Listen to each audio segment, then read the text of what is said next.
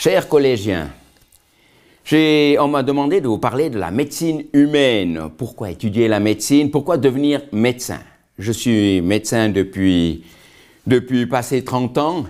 Et je suis médecin-chef à l'hôpital cantonal à Fribourg, médecin-chef de la clinique de médecine et de formation oncologue et interniste. Voilà, pourquoi étudier la médecine? Pourquoi est-ce que vous regardez ce court-métrage? Parce que vous peut être intéressé d'étudier la médecine, parce que c'est des choses intéressantes, matières intéressantes.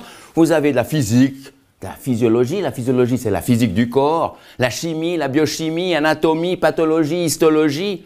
Et ceci vous permettra de vous spécialiser en médecine interne, en orthopédie, en chirurgie, en gynécologie et en pédiatrie. Et vous pourrez traiter des maladies telles que le cancer, rhumatisme et infection. Oui, vous êtes intéressé à pouvoir aider les autres, aider un autre humain qui souffre, vouloir être là le soir, la nuit, le week-end. Ceci demande des compétences sociales, c'est-à-dire être capable de discuter avec un patient. On en parlera tout à l'heure. Ensuite, vous avez une grande diversité. Vous avez terminé la médecine. Quand vous êtes médecin, vous pouvez travailler de façon indépendante, avoir votre cabinet dans votre village, ou bien travailler dans le service public, c'est-à-dire à l'hôpital ou comme médecin cantonal, même faire de la politique, ou travailler dans une assurance. Travailler au lit du malade, en voyant tous les jours des patients, ou travailler dans un laboratoire, soit de pathologie, en médecine légale, par exemple, ou bien laboratoire aussi de chimie, ou travailler en routine, c'est-à-dire effectuer votre travail que vous connaissez tous les jours, le même, voire différents patients bien sûr, ou même travailler en recherche et de développer des nouveautés. Vous savez aussi que la profession est reconnue dans la société, on en parle beaucoup, mais ce statut se modifie, mais il restera toujours une profession importante avec discrétion face aux patients. Oui, si vous étudiez la médecine, vous devez étudier de la chimie, d'abord de la physique, et ensuite de la physiologie, de la biochimie. Donc, toutes ces sciences qui sont nécessaires pour comprendre, pour savoir la médecine, le savoir des maladies et des thérapies. Et de l'autre côté, vous avez le patient et son entourage. Ce patient qui est unique, c'est une situation toujours unique, car chaque patient est différent. Comme vous avez tous les humains qui sont différents, vous avez aussi toutes les maladies qui sont différentes, même qu'elles sont bien classées dans un livre de médecine. Elles sont toujours différentes car le patient vivra sa maladie différemment. Et au milieu, vous avez le médecin.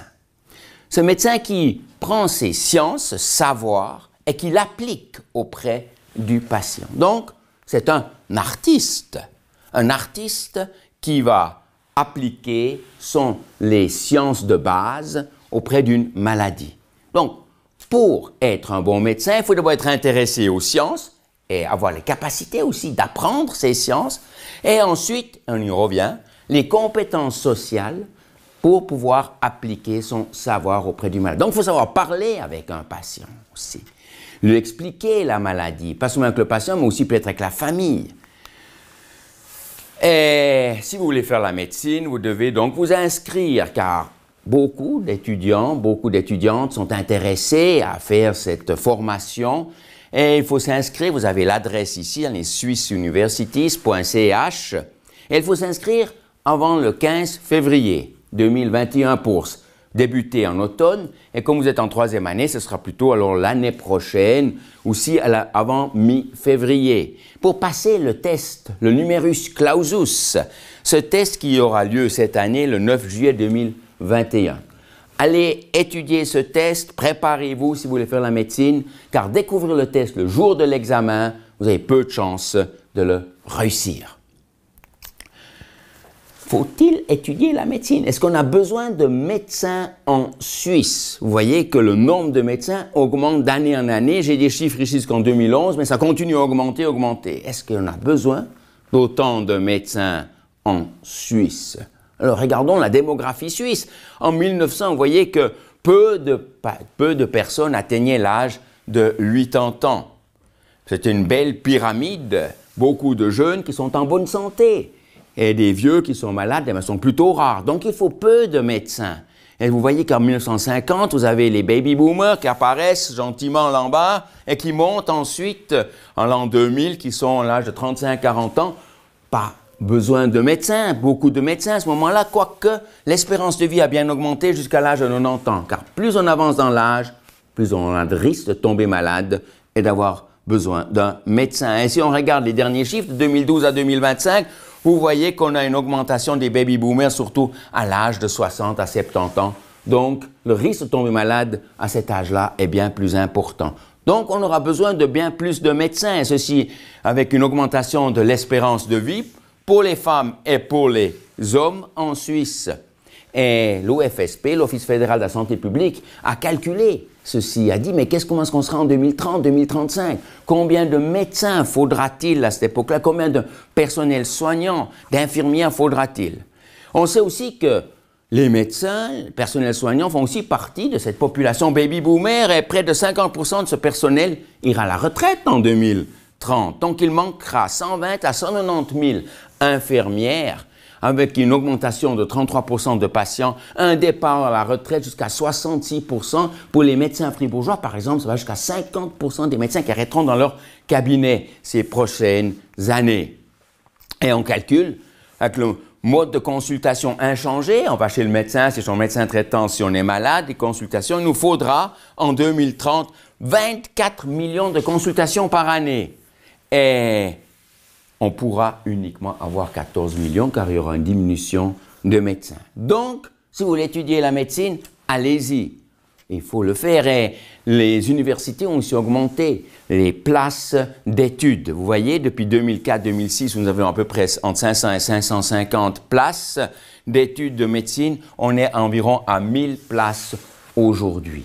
Tout de même, on a 4 à 5 000 étudiants et étudiantes qui sont intéressés. Donc, il faut faire une sélection. Une sélection pour voir si vous êtes capable d'étudier la médecine. Quelle université? Eh bien, une université suisse, il y en a plusieurs. Vous voyez, toute une série d'universités. Il y a même l'ETH à Zurich qui a aussi un cursus de médecine nouvellement. Vous allez tout simplement sur berufsberatung.ch et vous trouverez toutes les informations sur les universités. Les universités ont des fois différents profils, perspectives. Par exemple, l'université de Fribourg formera surtout des médecins de premier recours, les médecins de famille, une perspective. Mais on peut faire toutes les spécialités après avec un final de médecine en Suisse. Mais durant les études, on dirige plutôt les étudiants vers médecins de premier recours. À Bâle, par exemple, ils font plus de biologie de base. Vous voyez ici, par exemple, ensuite, lorsque vous avez fait le final de médecine, vous passez dans une spécialité. J'ai marqué ici les médecins spécialistes en médecine interne générale. Vous trouverez également sur le même site internet toutes les descriptions des spécialistes. Par exemple, médecin de famille, spécialiste en médecine interne générale, assure une assistance médicale pour tous les problèmes de santé physique, psychique et sociale de la population dans une perspective de proximité, de globalité, de continuité. De globalité, c'est très important car on n'est pas uniquement le cœur ou le poumon, mais on s'occupe aussi du rein, on s'occupe du cerveau, de la démence, etc. Tout en même temps, c'est-à-dire la prise en charge globale du patient, c'est la médecine interne générale. Je crois que c'est un médecin très important et très apprécié aussi par les patients.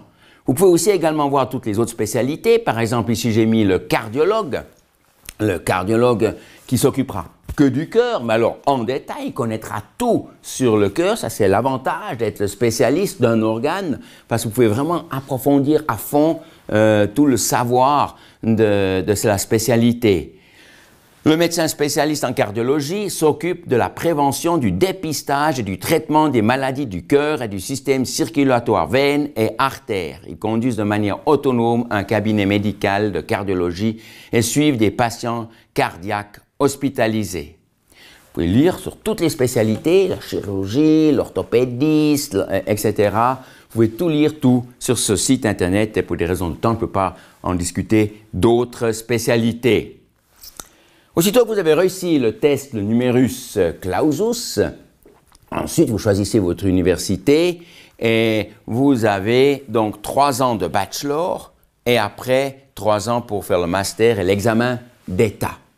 C'est-à-dire après 6 ans, si tout se passe bien, vous avez le titre de médecin en poche. Mais vous ne pouvez pas ouvrir de cabinet immédiatement, vous devez encore faire votre formation de spécialiste FMH qui dure 5 à 7 ans dans les hôpitaux. Vous travaillez sous la supervision des chefs de clinique et des médecins-chefs. On parlera alors de formation prégraduée. Aussitôt que vous êtes gradué, vous êtes médecin. De formation post-graduée avec la spécialisation FMH. Et de formation continue ensuite quand vous avez la possibilité d'ouvrir un cabinet, vous êtes spécialiste, par exemple spécialiste endocrinologue pour le diabète ou bien orthopédiste. Il faut aller après ouvrir un cabinet, être indépendant. Vous recevez le droit de pratique par le canton et vous ouvrez un cabinet où vous êtes à l'hôpital et ceci durant 30 ans. Mais durant cette période, vous devez démontrer que vous faites une formation continue. C'est-à-dire que vous allez chaque année à des congrès, que vous approfondissez votre matière, que vous suivez le développement de médecine. Car si pendant 30 ans, vous n'apprenez plus rien, vous êtes resté au niveau que vous avez appris à l'époque, 30 ans avant, ben vous n'avez aucune idée. Par exemple, en oncologie, où ça bouge énormément, pour le cancer, où il y a des nouveaux développements, pour le cancer, si pendant 6 ou 12 mois, vous ne faites pas de formation continue, vous n'êtes jamais sûr ensuite si vous donnez aux patients le meilleur des traitements. Donc vous voyez, 3 phases, et puis la formation se termine avec la prise de retraite, au plus tôt. Il faut encore faire après par la suite, quand vous êtes à la retraite, vous pouvez encore approfondir les choses, mais au minimum, durant toutes ces périodes, prégradué, vous avez les examens à la fin des 6 ans, l'examen d'État. Ensuite, vous avez la spécialisation, vous avez un examen après l'FMH, entre 5 et 7 ans, après vous avez l'examen pratique et écrit. Et dans la formation continue, vous devez démontrer chaque année avec des crédits, des points, que vous avez fait votre formation, que vous avez suivi des congrès. Et on discute aussi de répéter des examens, peut-être tous les 3 à 5 ans, mais ce n'est pas pour l'instant. Revenons, le patient. C'est lui qui est au centre de nos intérêts. Mais le médecin n'est qu'une pierre de mosaïque autour du patient. Regardons. Vous êtes médecin de premier cours dans votre village et vous connaissez le patient, vous connaissez la famille du patient, vous connaissez ses activités, vous connaissez ses antécédents. Et vous travaillez avec un réseau de spécialistes pour le patient. Si maintenant vous avez un problème de diabète et vous n'arrivez pas à vous en sortir avec son taux de sucre, le diabète c'est la maladie du sucre, vous allez demander à l'endocrinologue que vous connaissez, hey, « il faut m'aider, ben, j'arrive pas, j'ai mon patient. » Ou bien, s'il va mal, vous l'hospitalisez à l'hôpital du canton. Et à l'hôpital, il y a aussi les spécialistes. Ensuite, bien sûr, vous travaillez aussi avec la pharmacie. Le pharmacien de votre village, de plusieurs villages ensemble, centre de santé, va aussi vous aider et puis dire, ah, le patient il vient chercher toujours ses médicaments, il vient trop ou pas assez, car la compliance est mauvaise de son traitement.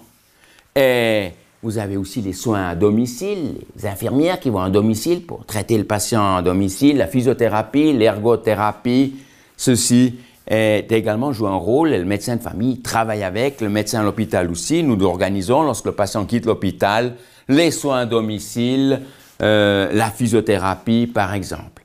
Et vous travaillez bien sûr aussi avec le laboratoire, la pathologie, la radiologie où on fait l'imagerie, toute l'imagerie, les scanners, le PET scan, l'IRM, etc. Et ce qui est de plus en plus important sont les caisses maladies. L'AI, l'assurance invalidité, les caisses maladies, qui eux contrôlent est-ce qu'on fait des choses sensées, des choses économiques, qui sont prouvées être efficaces. Et le médecin de famille doit défendre ses traitements, son traitement face aux patients.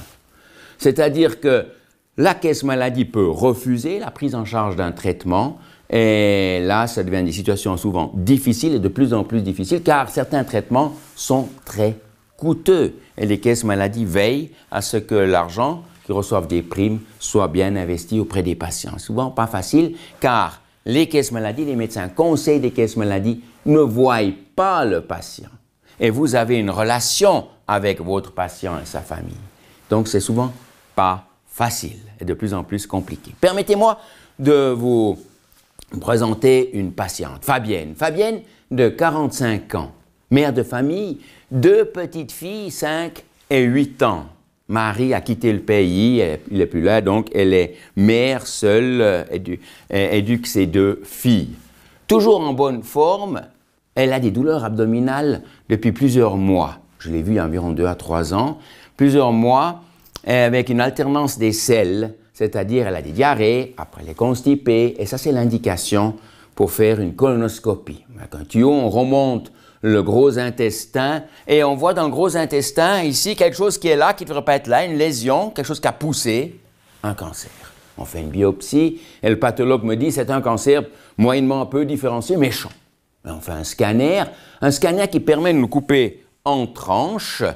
Et on regarde ici depuis les pieds, la tête est derrière, vers en haut, et on voit ici la colonne vertébrale, la patiente est couchée sur le dos, la colonne vertébrale, ici c'est la rate, et là vous avez le foie qui est agrandi, car à l'intérieur il y a des taches, des lésions, des tumeurs, des métastases.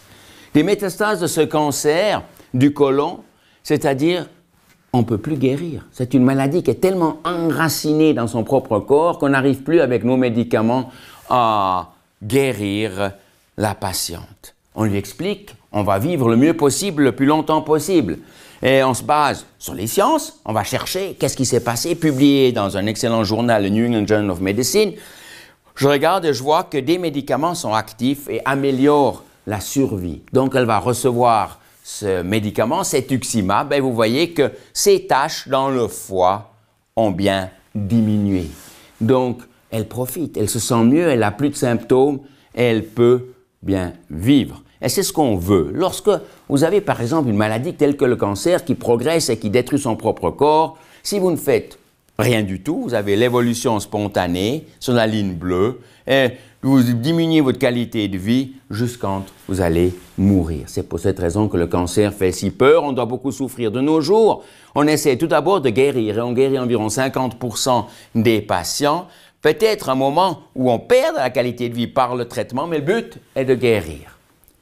Chez Fabienne, on ne peut pas guérir et on va faire un traitement non trop invasif parce qu'on va diminuer la qualité de vie et peut-être même le raccourcir si elle décède du traitement. Non, ce qu'on veut, c'est la ligne rouge, vivre le plus longtemps possible, en bonne forme, le plus longtemps possible, et quand ça doit aller vers la fin, que ça aille vite, sans devoir souffrir. Et ça, je crois que ça doit être le but de chaque médecin, de bien suivre son patient pour qu'il soit bien, souvent avec sa maladie. Le but est de soulager chez Fabienne, donner une bonne qualité de vie. Fabienne a pu organiser la prise en charge de ses filles. Elle sait que c'est une thérapie de confort. Elle décède 2 ans et demi après le diagnostic de sa maladie. La médecine doit rester modeste. Les guérisons sont rares en général. Nous pouvons souvent aider, traiter la maladie, vivre avec, mais nous pouvons surtout soulager la souffrance. Et ceci remonte déjà à plus de 2000 ans chez Hippocrate qui, lui, jure par Apollon, médecin par Asclépios, par Hygiée et Panacée, par tous les dieux et toutes les déesses, les prenant à témoin que je remplirai, suivant mes forces et ma capacité, le serment de l'engagement suivant, je dirigerai le régime des malades à leur avantage, suivant mes forces et mon jugement, et je m'abstiendrai de tout mal et de toute injustice. On a repris ces dernières années ce serment et on l'a modernisé, adapté à nos jours. Ça a été publié en 2015 et j'ai pris ici le texte en français pour vous. Vous voyez, par exemple, vous pouvez tous le lire tranquillement, mais j'ai ici un point important. Alors on promet, quand on a fait le final de médecine, de suivre ce serment. Le bien de mes patients est au premier plan. Je respecte leurs droits et je les aide à prendre des décisions éclairées. Je trouve que ça définit bien la relation avec le patient qu'on doit avoir.